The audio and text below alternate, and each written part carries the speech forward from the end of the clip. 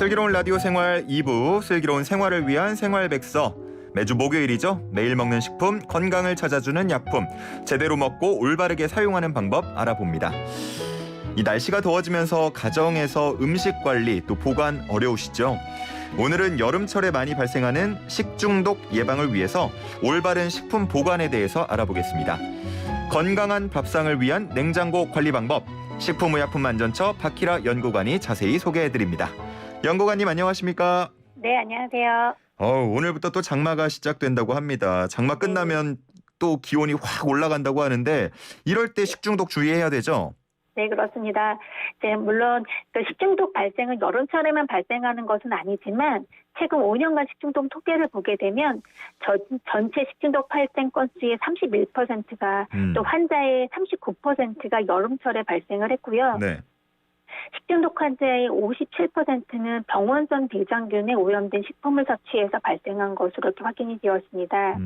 또 계절별 기후 조건에 따라서 또 식중독을 일으키는 원인균은 다양하지만 요즘같이 고온다습한 더운 여름철에는 식중독균이 잘 성장을 하기 때문에 병원성 대장균 등 세균성 식중독을 더욱 주의해야 합니다.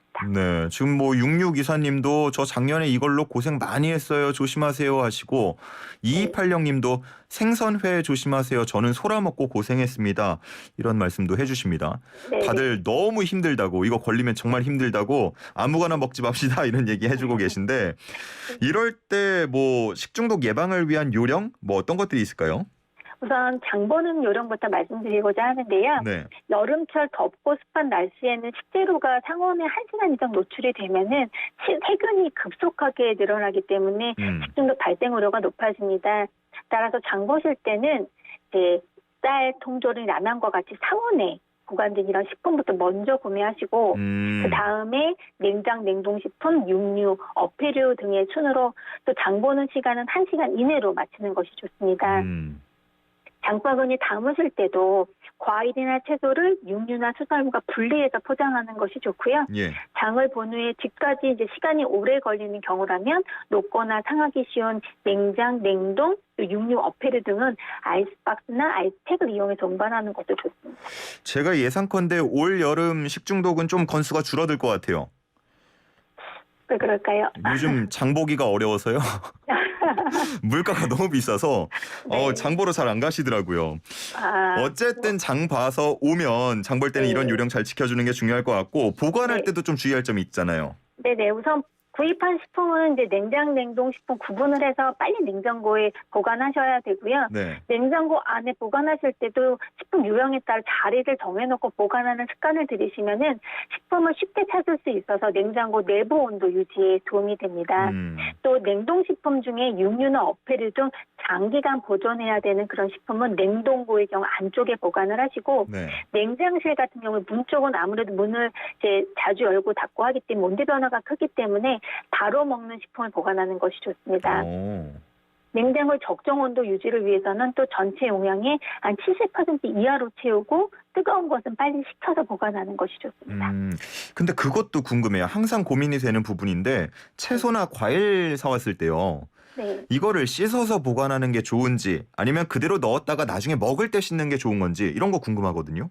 네, 우선 채소와 과일은 냉장고에 넣기 전에 흙과 이물을 제거하고 좀 어느 정도 껍질 같은 걸 좀 잘 닦아서 보관하시는 게 좋고요. 또 이런 다른 식품과 오염시키지 않도록 좀 깨끗이 손질하고 보관하는 게 좋습니다. 또 생선의 경우에도 생선의 핏물이 생선을 빨리 상하게 하기 때문에 씻어서 밀폐 용기에 넣어서 보관하는 것이 좋고요.